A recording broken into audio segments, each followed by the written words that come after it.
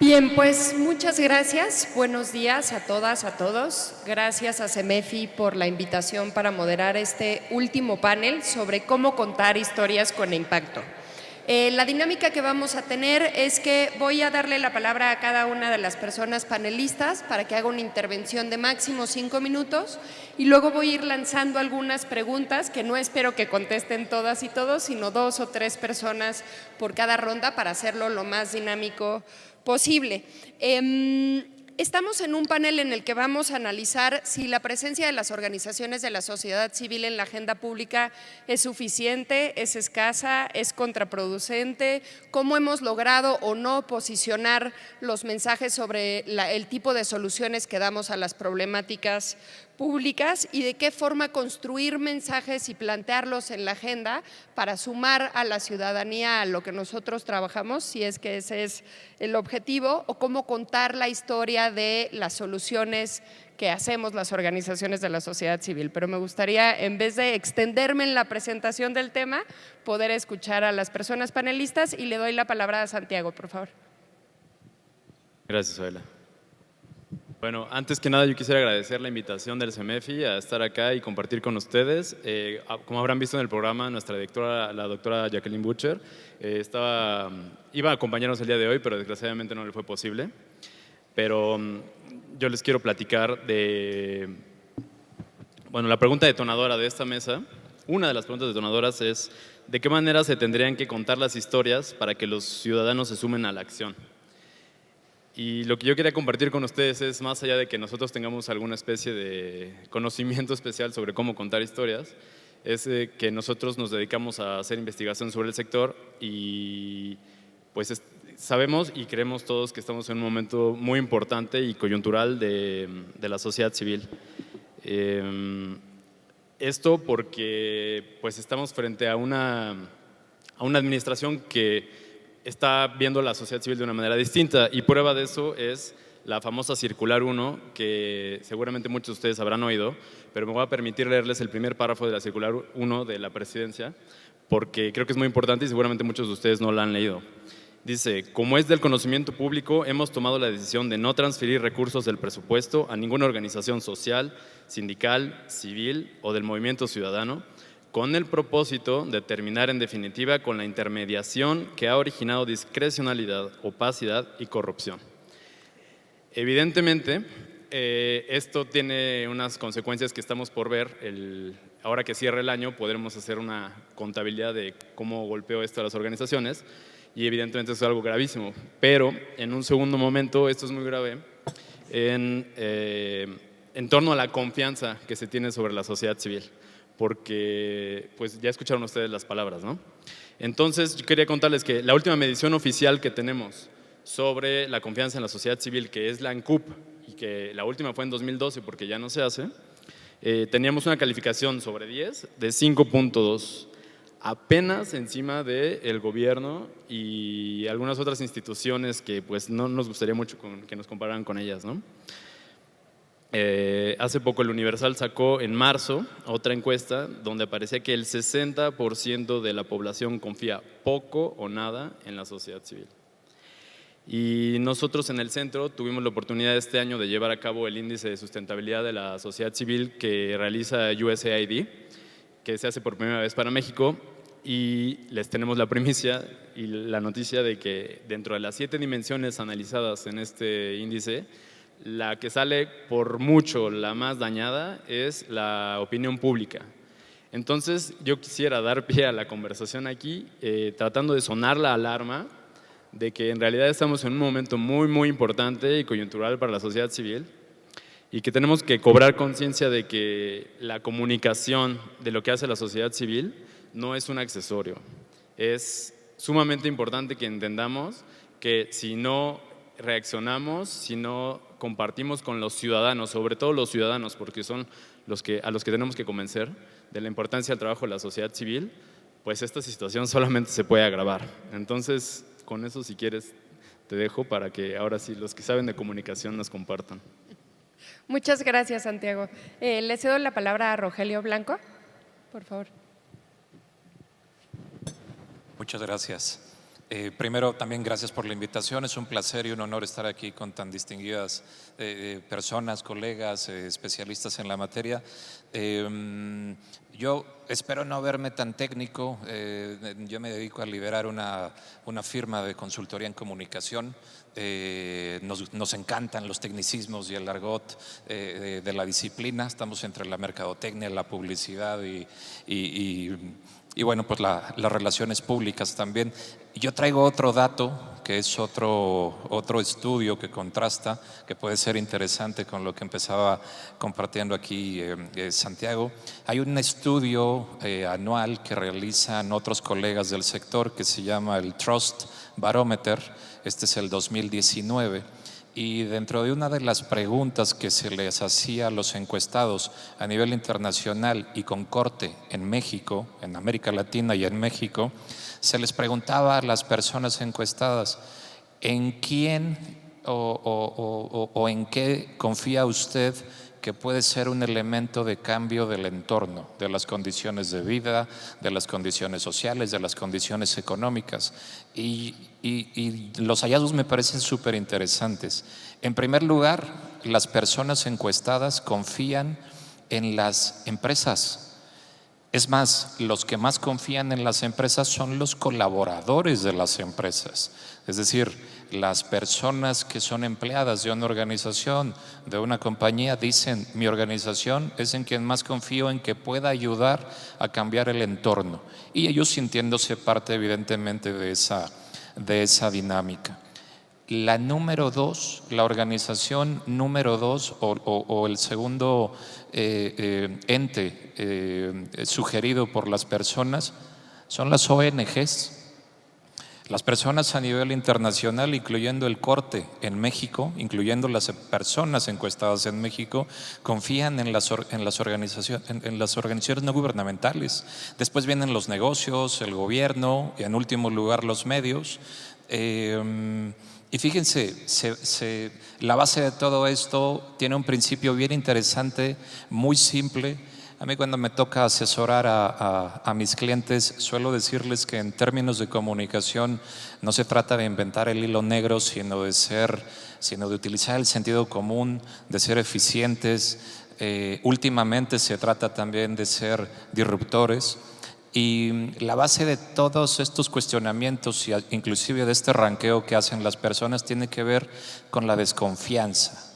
Es decir, en la medida en la que las personas desconfían más en algo, pues es conforme lo van rankeando o posicionando, o lo vamos posicionando en nuestra mente. Y cuando uno hace la reflexión básica de ¿a qué nos referimos por desconfianza? Bueno, pues la desconfianza está basada típicamente en la ignorancia. Lo que no conocemos nos genera desconfianza. ¿Y por qué no conocemos? Pues normalmente porque no nos documentamos, porque no tenemos acceso a la información, o porque alguien no ha aprovechado también esa oportunidad para levantar la mano, tomar el liderazgo de una conversación e iniciarla, o muchas veces simplemente sumarse a esa conversación que existe. Como reflexión, también les puedo transmitir que hoy en día las historias suceden a través de conversaciones que van más allá de la voluntad de la propia organización o de la propia persona por iniciarlas. ¿A qué me refiero? Antes, normalmente, desde la organización, desde la compañía, desde el grupo de personas que trabajaban en equipo, se segmentaba y se decía: mi comprador, mi target es este, vive en tal lugar, tiene tal edad, tiene tales aficiones, y entonces voy a crear una campaña que me ayude a comunicar, a conectar con esa persona y a venderle. Bueno, pues los tiempos han cambiado, porque hemos cambiado la manera en la que nos integramos como individuos y como sociedad. Y hoy en día esas conversaciones ya no necesitamos que sean propuestas por parte de una organización. A los que les gusta correr, por ejemplo, pues ya no se agrupan por estatus económico ni por zona geográfica. Pues cuando a la gente le gusta correr, va al parque, que le queda cerca de su trabajo, de su casa, en el trayecto, pero corren, y los que corren son amantes de la disciplina y de correr. No les importa si son más ricos, más pobres, con menos recursos, con una marca determinada. Esas conversaciones alrededor, nosotros le llamamos de territorios, existen. ¿A quién le interesa el territorio, por ejemplo, del running o de los corredores?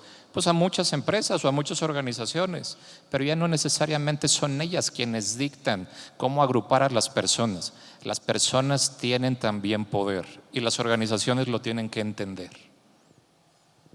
Muchas gracias, Rogelio Blanco. Ahora cedo la palabra a Rogelio Gómez Hermosillo. Muy buenas tardes, días todavía. Agradezco mucho la invitación al CEMEFI y compartir este panel con ustedes. A ver, para poder contar una buena historia con impacto, lo primero que hay que hacer es tener una historia. Y tener una historia se dice fácil porque todos pues, tenemos historias que contar, nos pasan cosas, sabemos de cosas, tenemos experiencias. Pero para poderla contar y que sea escuchada, necesitamos que quien la va a escuchar le diga algo. Y entonces ahí empieza a cambiar el asunto, porque no es solo que quiero contar, sino que puede escuchar, que le puede interesar, qué conversación puede ser atractiva para quien me escucha. Entonces yo me quedé pensando, ¿a poco les cuento una historia de cómo tratamos de convertir las acciones frente a la pobreza en una bandera y una batalla? Si en eso estamos todos, pero cada quien desde diferentes causas y situaciones. Entonces les podría contar algunas cosas sobre eso, pero no sería empático con lo que les interesa. Entonces dejo a mis colegas que se dedican a eso, que nos ayuden a la parte técnica, y solo les diría un poco por donde empezamos. ¿Dónde están las audiencias? ¿En qué están pensando? ¿Y por qué no nos alcanzan a ver? Y cuando nos alcanzan a ver, ¿por qué a veces tienen una percepción negativa? Y hay una clave ahí: lo que no se conoce se le desconfía. Yo creo que eso está claro, por lo tanto necesitamos dar a conocer. Pero el problema es que necesitamos dar a conocer sobreponiéndonos al menos de ese tipo de mensajes, como el que nos leyeron ahorita, que lo dijo nada menos y nada más que el presidente de la República, y lo repite y lo repite y lo repite, que las organizaciones de la sociedad civil somos intermediarias y que eso ha generado discrecionalidad, corrupción y opacidad. Me parece que eran las 3 palabras. El punto es que nosotros tenemos que encontrar cómo sí transmitir en lo que creemos. Estamos tan convencidos y convencidas de aquello que hacemos y en lo que creemos, que a veces no tenemos la capacidad de pensar qué estaría dispuesto a escuchar el otro y cómo lo va a entender, cómo lo va a procesar y cómo va a sentir simpatía. Y eso significa entonces colocarse en empatía con quien vamos a hablar. Y yo nada más, no tenemos tanto tiempo, les digo, necesitamos sobreponernos a 2 cosas que nosotros mismos hemos fomentado desde las organizaciones. Voy a hablar de nosotras mismas porque somos las organizaciones. Porque nosotras mismas lo que hemos fomentado es una visión negativa hacia algunas de las cosas que nosotras mismas hacemos. ¿Quién de aquí no ha comentado, pensado, reflexionado, por ejemplo, que mucho de lo que se hace en el gobierno no sirve porque es asistencialista? ¿Quién ha hablado mal del asistencialismo? Levanten la mano. ¿Quién ha escuchado hablar mal del asistencialismo? Y la verdad es que no hay una definición clara de qué es asistencialismo.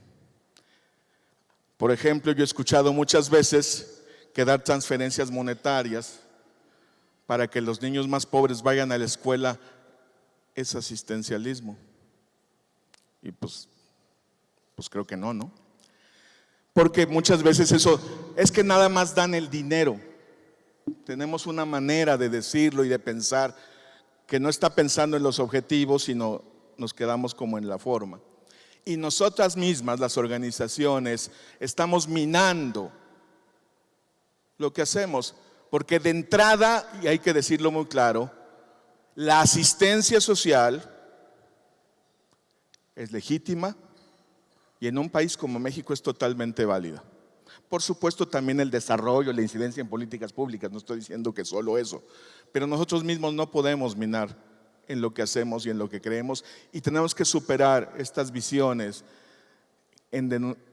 Y lo otro que se dice, ya no hay mucho tiempo, lo otro que se dice es que nos centramos en buscar dinero y los donativos, al ser deducibles de impuestos, cuando hablamos de deducibles de impuestos, estamos tocando un tema hiper complicado, hiper sensible. Nadie quiere pagar impuestos, pero entonces parece que estamos ayudando a que se evadan impuestos. Hay gente que cree que se dona para evadir impuestos, lo cual es totalmente falso para quienes saben cómo funciona, pero no lo hemos ni siquiera sabido transmitir. Entonces, termino, porque ya no va a haber tiempo, diciendo: necesitamos encontrar cómo contar las historias de tal manera que puedan ser escuchadas y encontrar cuáles son los factores que nos hacen. Y dejo la respuesta ahí porque ya se me acabó el tiempo. Necesitamos entender que lo que hacemos es de interés público, no privado, basado en nuestros derechos ciudadanos. Muchas gracias, Rogelio. Cedo la palabra ahora a Javier, por favor. Gracias, muy buenos días a todos y pero los agradecimientos al CEMEFI por permitirme compartir con ustedes algunas ideas y con mucho gusto estoy aquí.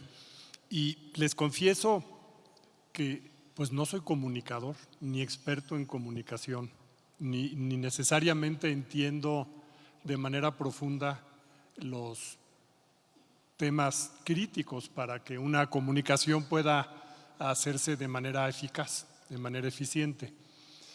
Y por lo mismo entonces quiero colaborar con algunas ideas, proponer algunas a debate, que tienen que ver con lo que sí veo como director general de una de las fundaciones más viejas del país y muy grande, que tiene también una red de contactos con una enorme, más de 600 instituciones a las que apoya el Nacional Monte de Piedad. Entonces, claramente entiendo y comparto el punto de que tenemos un problema muy delicado en la forma en cómo nos comunicamos, yo diría, con todas las audiencias que hay en el país. Se conoce poco de lo que hacemos, o a veces simplemente no se conoce, peor aún, porque eso genera tal vez la mayor de las desconfianzas.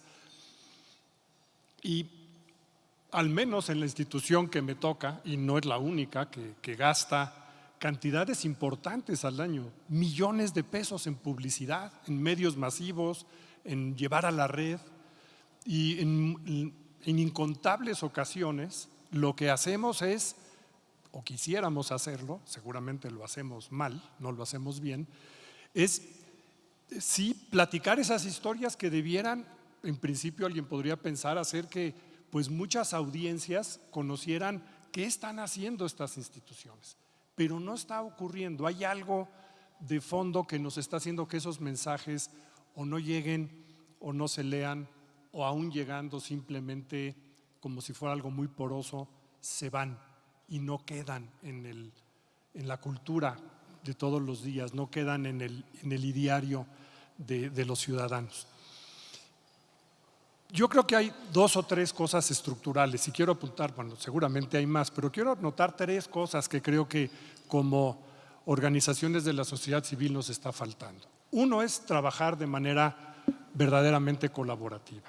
Somos muchos en la sociedad civil y tenemos muy pocas instituciones, institucionalmente no estamos bien organizados, no nos sentimos muchas de las instituciones debidamente representadas, no hay lugares en donde podamos trabajar en red, articular, poder hacer planteamientos. Y creo que ese es algo que debiéramos considerar a la hora también de plantearnos el reto de cómo entre todos querer comunicar, entre todos cómo querer que las distintas audiencias tengan un adecuado conocimiento de lo que hacemos. Es un primer problema. ¿A través de qué infraestructura lo vamos a hacer? Si lo queremos hacer todos juntos. El segundo tema estructural que me parece es que la sociedad civil no es que nada más seamos muchos, lo cual es bueno, es que también somos muy distintos.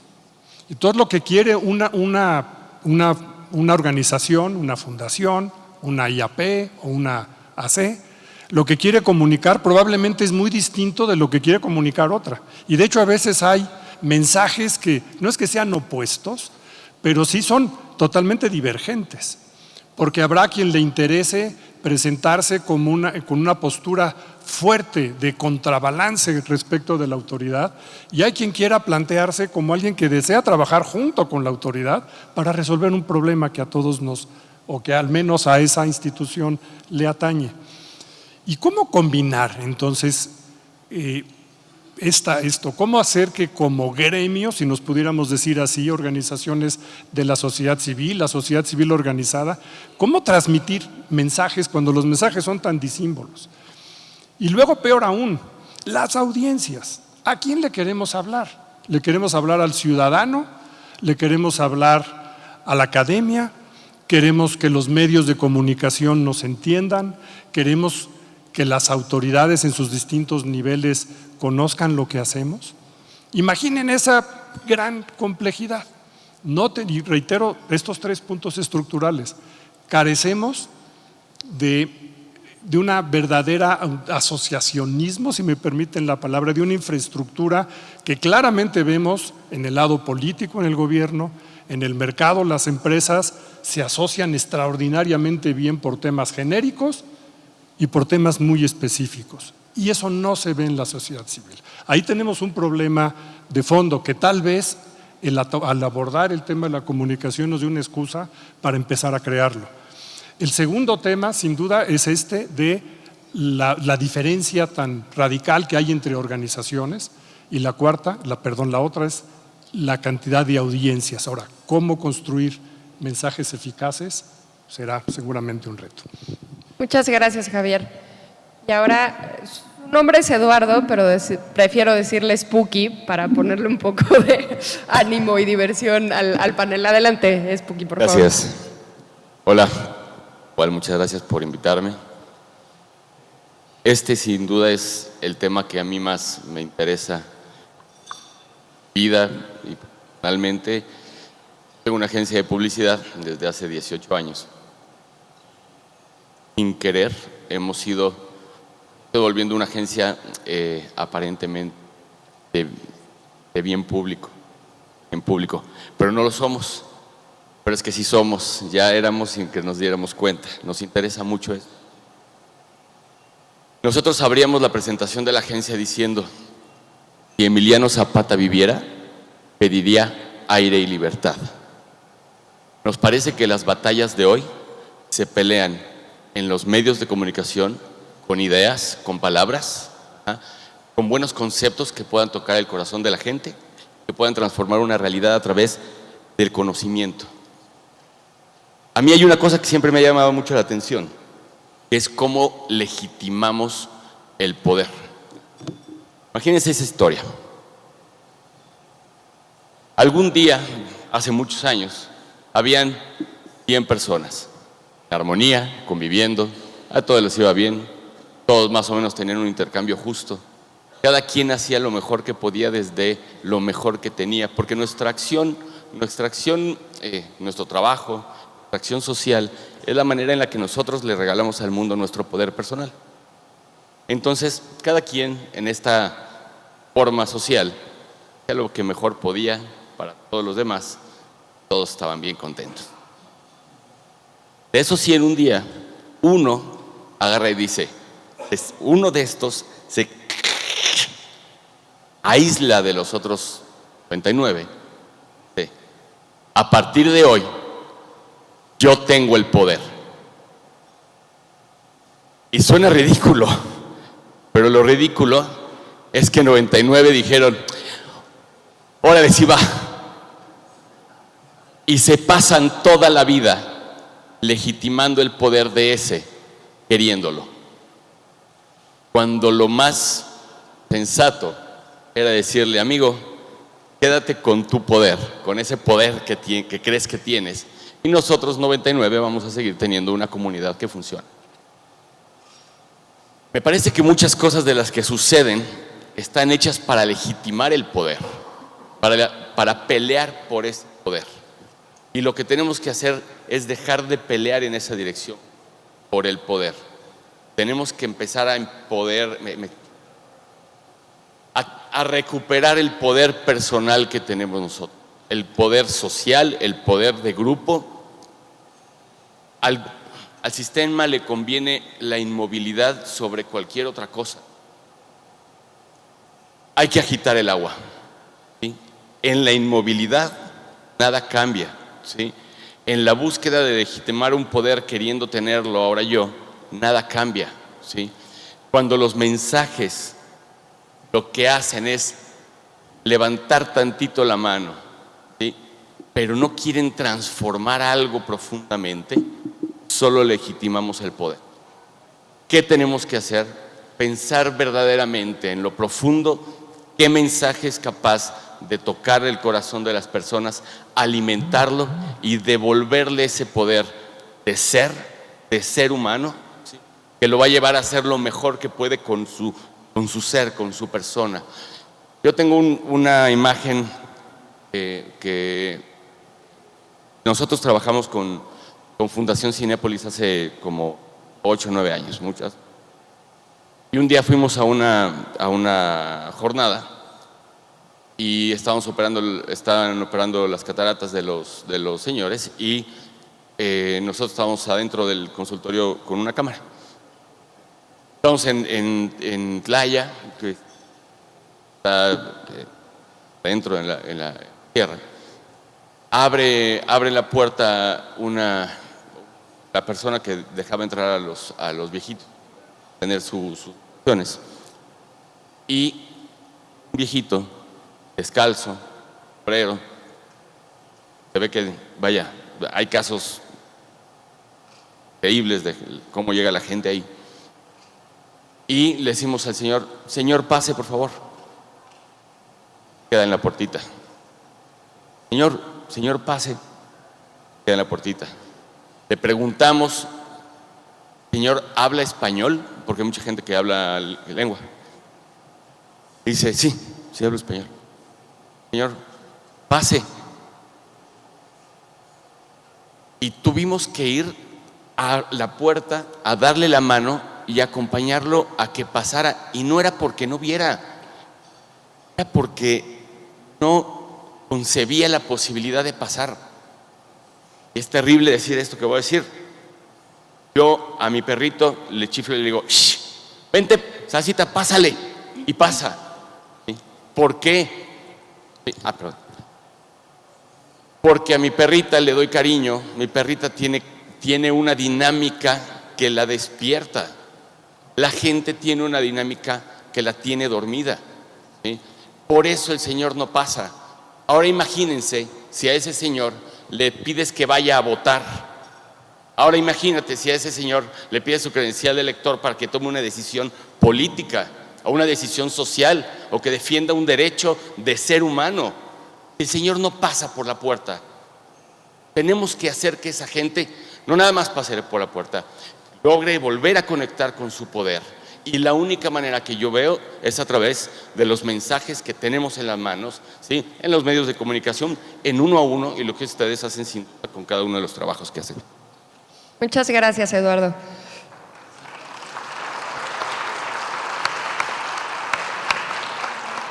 Bueno, por su capacidad y por la historia de interés público que ya ha contado Laida, pero además porque como mujer y feminista no puedo dejar de señalar la importancia de tener espacios equitativos y equilibrados entre hombres y mujeres y que sean paritarios. De hecho, en organizaciones de la sociedad civil la mayoría somos mujeres. ¿Si pueden alzar la mano, mujeres que estamos presentes? ¿Ok? Hombres que están presentes, alcen la mano. Sí pasa por soltar el poder, pero reconstruir las relaciones de género también va a hacer que ustedes puedan disfrutar desde otro lado su masculinidad, no desde una masculinidad tóxica. Entonces, reconociendo que somos 2 mujeres en el panel y por supuesto con hombres extraordinarios también, le cedo la palabra por último a Laira. Muchas gracias. A mí me encantan los retos, así que poder decir algo en 5 minutos y además que me puedan callar después de los 5 minutos es todo un reto. Así que voy a tener aquí mi cronómetro. Me describo como una curiosa de los temas de seguridad ciudadana y justicia penal en el país. Llevo 20 años estudiando estos temas, pero no nada más los estudio. Tengo muchas ganas de cambiar la realidad y yo creo que en eso pongo todas mis ganas. Entonces, no soy una comunicadora, pero le echo ganas para poder hacer esto que quiero hacer. Creo que el trabajo más conocido en el que participé es Presunto Culpable. Presunto Culpable es una historia que encontramos Roberto Hernández y yo, mi colega, una historia de un inocente acusado de homicidio, llevado a la cárcel y condenado por ese delito que no cometió. Nosotros encontramos a Toño Zúñiga, cuando ya lo habían condenado a 20 años de prisión. Nos pidió ayuda, empezamos a documentar su caso y encontramos que había sido defendido por un abogado con cédula falsa, un falso abogado. Logramos reabrir el proceso y filmar el proceso a 4 cámaras. Y eso es lo que hizo una película. Una película que parece una ficción porque justamente está grabada con todos los personajes, ¿no? Pero que son los sujetos, y al mismo tiempo con estos múltiples cámaras y además de seguimiento. No era retrospectiva, no eran entrevistas, sino íbamos viendo qué hacía Toño, cómo se preparaba para la audiencia, cómo se enfrentaba al acusador, cómo se enfrentaba al juez, cómo se enfrentaba al policía judicial. Bueno, lo que se sabe de Presunto Culpable hoy es, hasta ahora, el documental más visto en la historia de México en cines, y es un documento visual que ayudó a ponerle imágenes a un problema sobre justicia penal y logró una reforma, primero constitucional, pero después un Código Nacional de Procedimientos Penales que logró transformar la dinámica del proceso penal en México.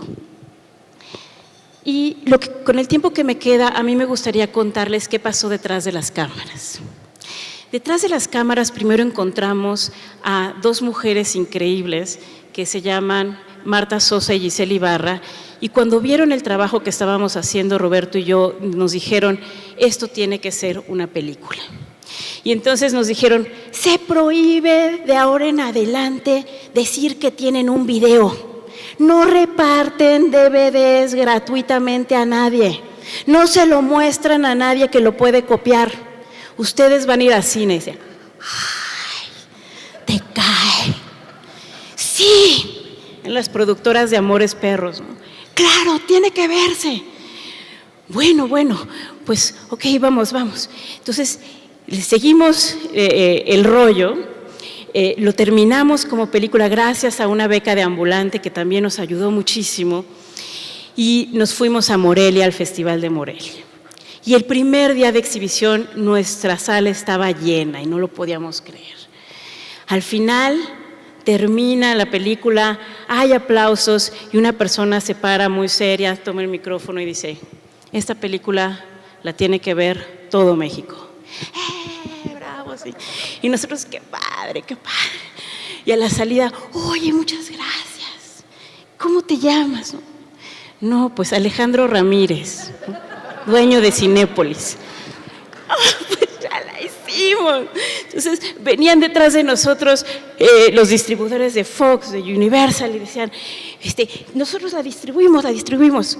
Pero después de unos meses nos dicen, ¿qué creen? Que no vamos a poder ponerla en cines porque tiene los 2 besos de la muerte.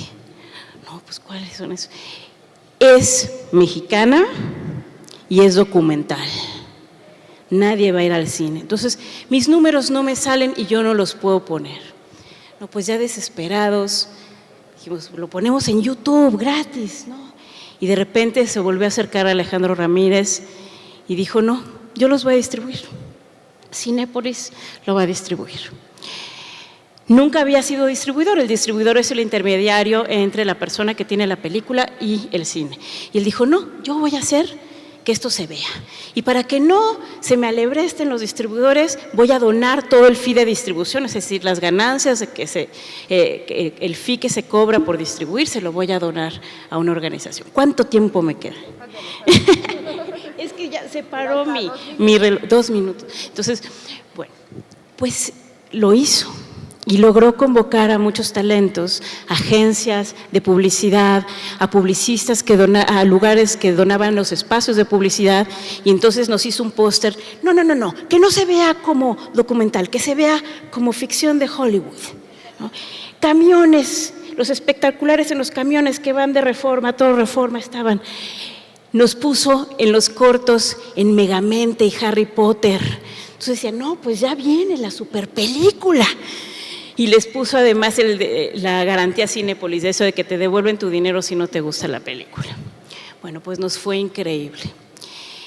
Yo quería iluminar esto porque si no hubiese sido por esa filantropía que viene de una empresa, Presunto Culpable se hubiese quedado como ganadora del premio de antropología jurídica en un festival en Francia, ¿no? Pero lo que logramos es que la vieran muchos mexicanos, pero sobre todo que se conmovieran y que pidieran un cambio en el sistema penal. ¿Qué sabemos hoy? ¿Qué cambió y qué no cambió? Cambiaron los juicios. Los jueces hoy están presentes en las audiencias, hay mucho mejor defensa, es un juicio más comprensible. Pero lo que no cambió, y esa es la siguiente lucha, lo que no cambió es que no se fortaleció la investigación criminal y no se fortaleció la policía. Y por eso seguimos todos enojados con el sistema de justicia penal que tenemos. Cambiamos de la pirámide a los jueces que están casi hasta arriba, pero no las bases de la policía y el Ministerio Público. Hoy estamos buscando nuevas formas de contar esta historia, tanto de lo que no funciona como las soluciones. Y hoy estoy aquí, vine aquí hoy primero porque como siempre desconfío de las personas que no tienen pasiones, a mí me dijeron que había esto, ¿no? Que había mucha pasión. Y cuando llegué y me senté y hablé con Elena, que está en el banco de alimentos de Morelos, dije, no, de aquí soy. Yo no conozco a nadie, pero de aquí soy, y aquí voy a buscar estas alianzas para construir una historia, diseminar la historia y seguir cambiando a México. Muchas gracias. Fantástico.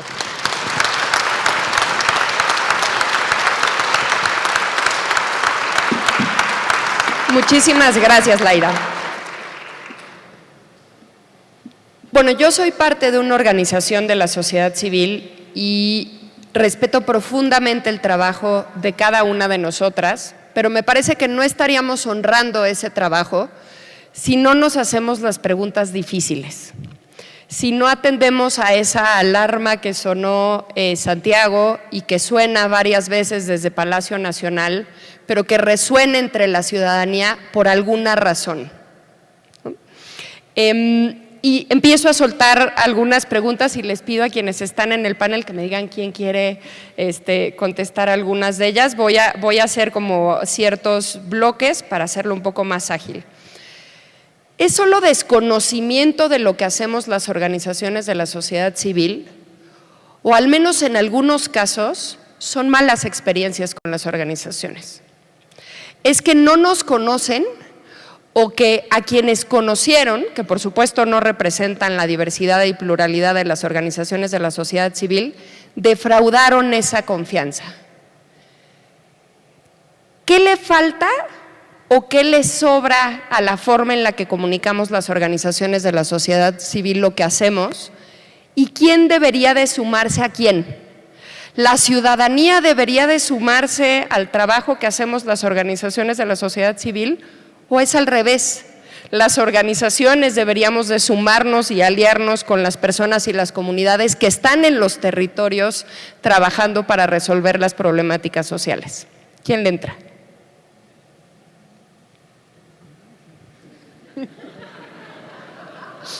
Adelante, Rogelio. Bueno, yo no tengo las respuestas, evidentemente, pero me gustaría compartirles un par de ideas.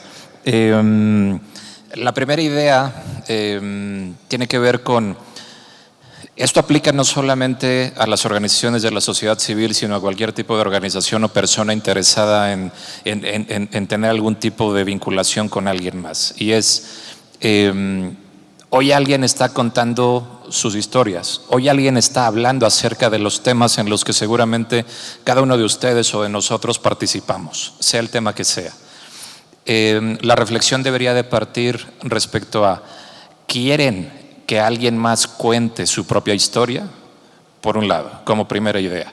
Porque muchas de las cosas que tienen que ver con el siguiente paso inician en atreverse a contar una historia. Yo creo, porque yo también tuve la oportunidad de conocer la circular número 1, es que quien emite la circular y quien genera esa narrativa, como también lo comentaba por allá mi tocayo, tiene una historia. Esa circular tiene argumentos.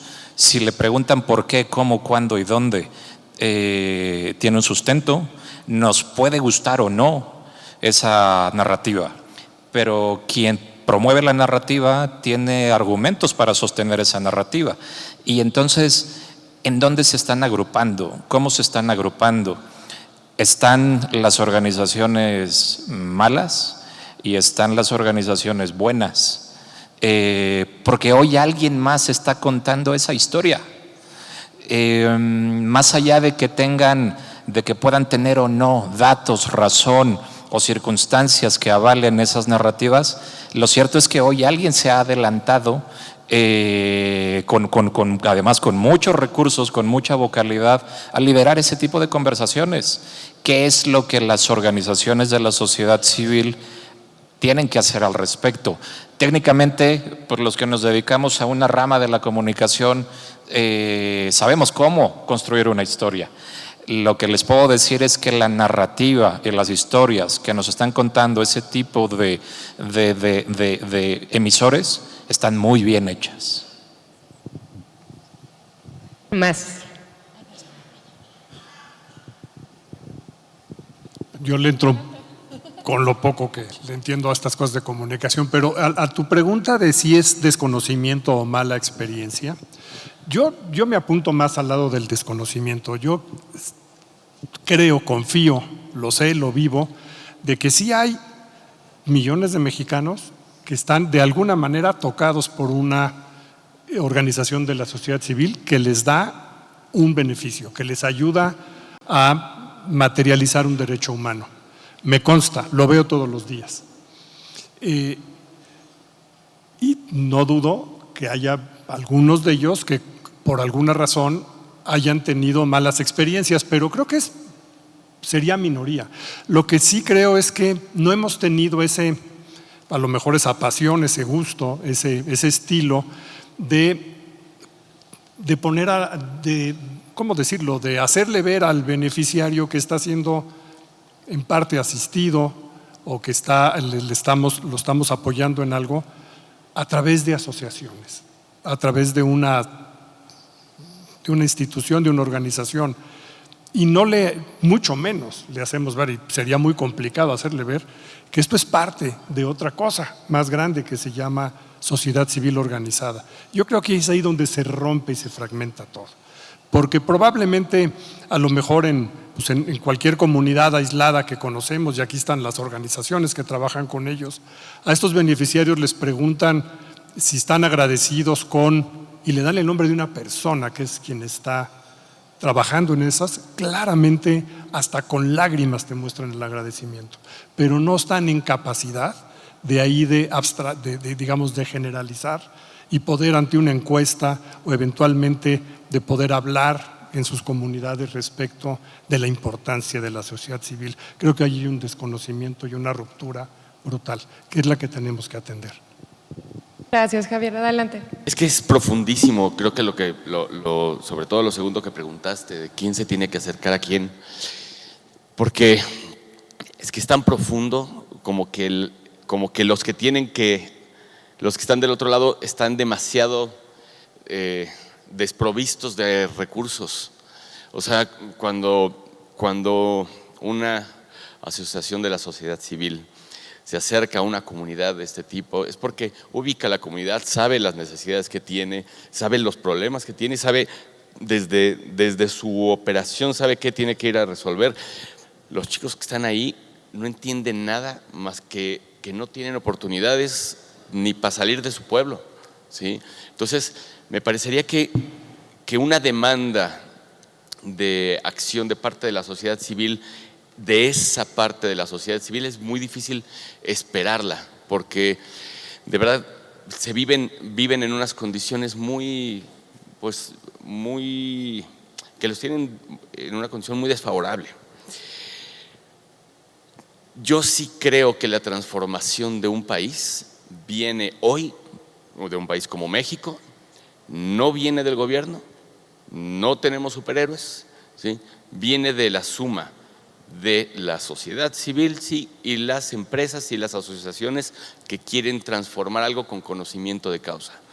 En la revista Vice salió hace 2 años una nota que a mí siempre me ha dado mucho, me ocasiona muchas cosas. Dice: México es el nuevo Berlín. Ajá. El nuevo Berlín. Ajá. Y hay que agarrar eso con todas las pinzas necesarias. ¿Por qué dice México es el nuevo Berlín? Ajá. Porque si te vas a la Ciudad de México, ¿sí? La Ciudad de México tiene hoy un desarrollo artístico, cultural, ¿no? Tiene una explosión gastronómica, tiene un tema de movilidad, ¿no? Tiene una búsqueda de urbanidad, ¿sí? Desde las ecobicis, ¿no? Hasta Lenita Ragadas como la mejor chef de Latinoamérica. Hay una parte en donde la sociedad hizo cosas que han destacado en el mundo cultural, sobre todo, algo así. Pero el resto del país no está en esa circunstancia, ¿sí?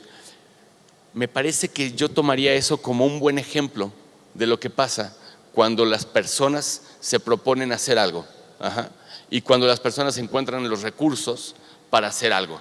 Yo he visto yo no he trabajado nunca con una fundación o una asociación que yo vea que le está quedando mal a la gente. Yo trabajo con Citibanamex y en el tema del terremoto no tienes una idea de la cantidad de casas que se reconstruyeron. Trabajo con Cinépolis y bueno, el dato de Cinépolis es que opera Cinépolis un número casi idéntico al número de operaciones que hace el DIF, o el Seguros. Bueno, o sea, estamos resolviendo temas a nivel de gobierno. Trabajo con Fundación Walmart y con Walmart no tienes una idea de la transformación, no nada más de la forma en la que los pequeños productores van y trabajan, de la comunidad completa.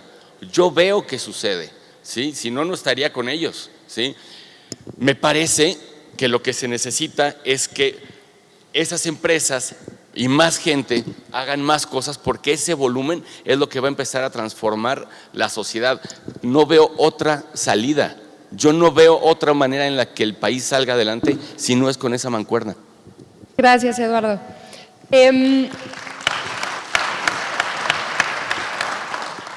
¿Se cuenta la historia de lo que se hace o se hace lo que se requiere para contar una historia que nos permita cambiar la realidad que estamos viendo? ¿Cómo contar historias de impacto y quién define el impacto y qué impacto le corresponde a las organizaciones de la sociedad civil, qué le corresponde a las empresas, qué le corresponde a los gobiernos? ¿O ya se borraron las fronteras y pensamos que las responsabilidades y las obligaciones son en el mismo sentido compartidas por los distintos actores?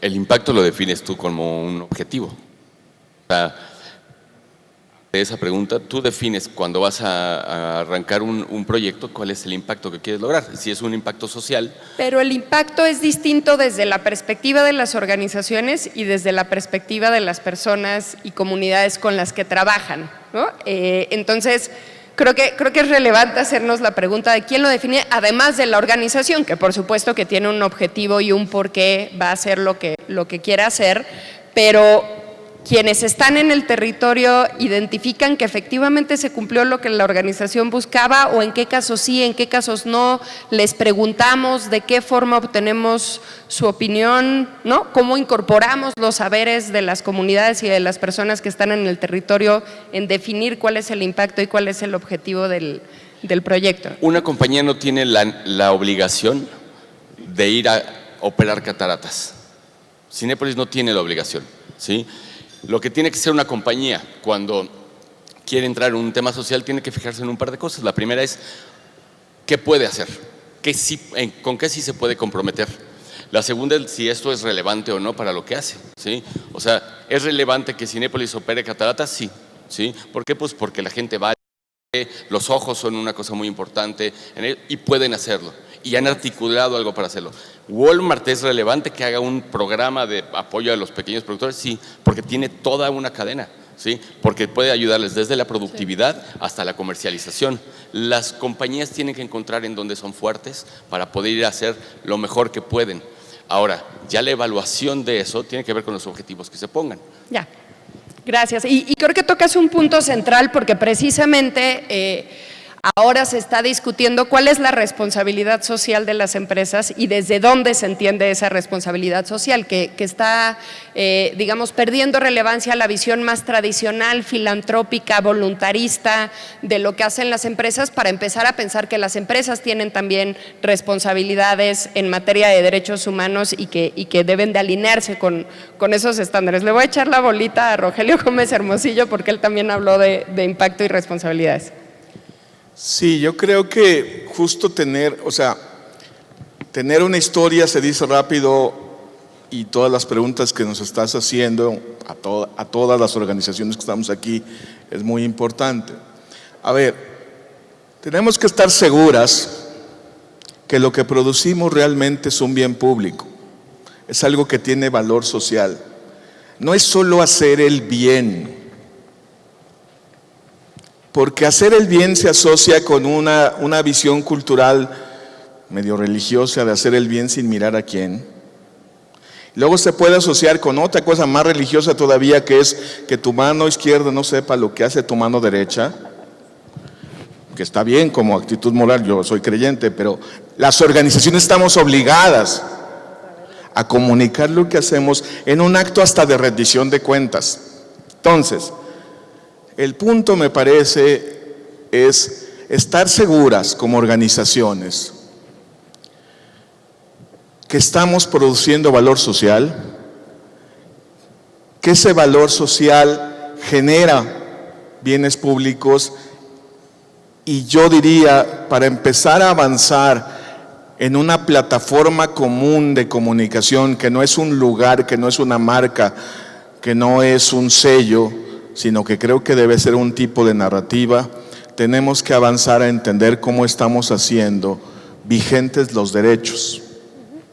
Creo que la vigencia de los derechos, el derecho a la salud, el derecho a la alimentación, el derecho a la educación, el derecho al trabajo, el derecho al medio ambiente, que son como aspiraciones humanas más allá de credos religiosos, posturas políticas, partidistas, contextos nacionales, mediados por eso, pero van más allá que eso, son consensos de la humanidad que están expresados en documentos y que tienen contenido preciso, no es solo lo que dije, sino lo que está abajo, son las cosas que podemos hacer. Entonces, por ejemplo, nosotros desde Acción Ciudadana frente a la Pobreza hemos emplazado a las empresas con sello de responsabilidad social a que asuman la problemática del trabajo digno.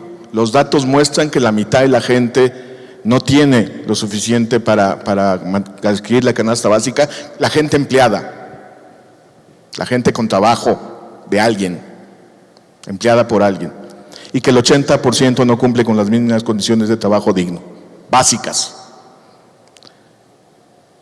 Necesitamos que la responsabilidad social de las empresas ayude a transformar esas cosas en un acto de cambio propositivo, conjunto, ¿no? Y empezar ahí a construir algo que muestre que tienen. Yo por ahí la ubico, valor social, y si logramos acordar que el enfoque de derechos nos une a todas las organizaciones, podemos dar un gran paso. Adelante, Laida.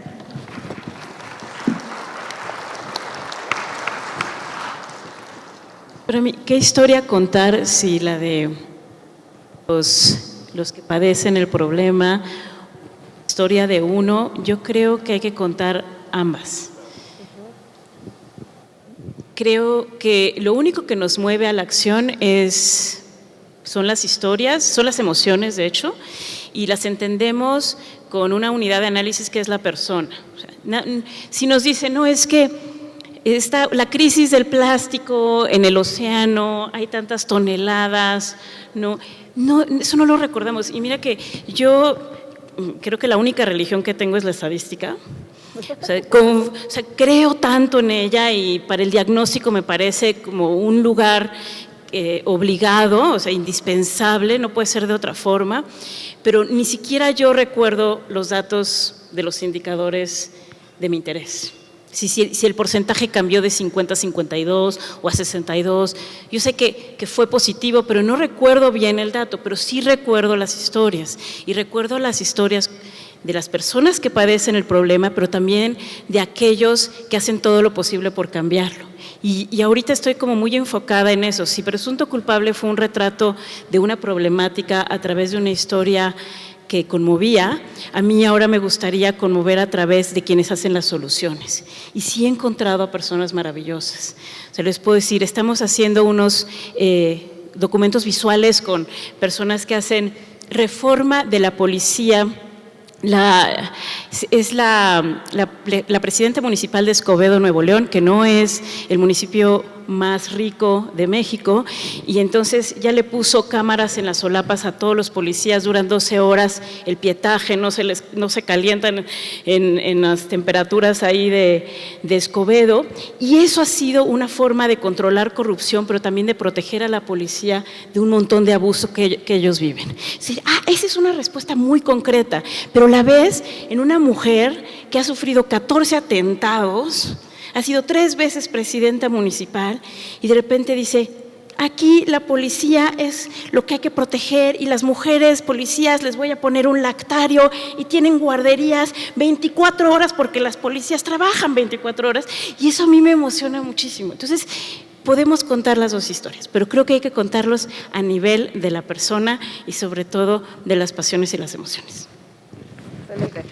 Muchísimas gracias, Laida.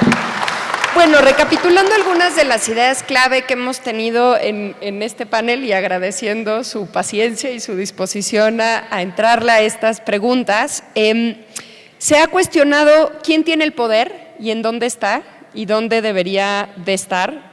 Se han sonado alarmas sobre la desconfianza o confianza que hay en las organizaciones de la sociedad civil. Se ha planteado el tema del interés público y el valor social y la vigencia de los derechos como brújula.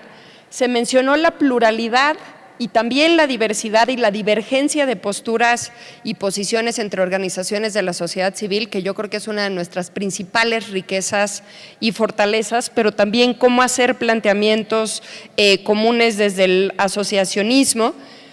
Se preguntó quién está contando nuestra historia y cómo deberíamos de contar nuestras historias, porque al final la historia de lo que llamamos el tercer sector es la suma de miles de historias de vida, de soluciones de problemáticas, de distintos contextos locales, de pasiones que luego se cruzan con el profesionalismo y con la capacitación y con la experiencia también en el territorio. Entonces, ¿cómo deberíamos de contar esas historias?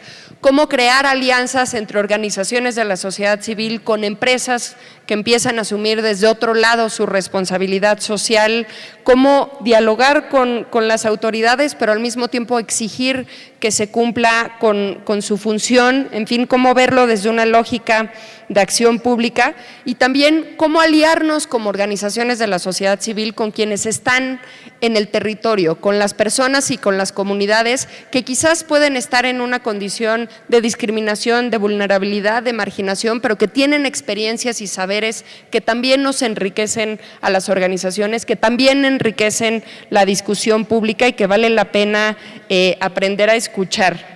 Y para cerrar, desde un lado de orgullo, de identidad, de sentido de pertenencia que compartimos todas y todos quienes estamos aquí presentes, voy a hacer una travesura. Les pido que saquen su celular y que pongan en redes sociales con el hashtag, el signo de gato OSC, ¿por qué se sienten orgullosas u orgullosos de ser parte de una organización de la sociedad civil y cómo estamos contribuyendo las organizaciones de la sociedad civil a resolver las problemáticas de nuestro país?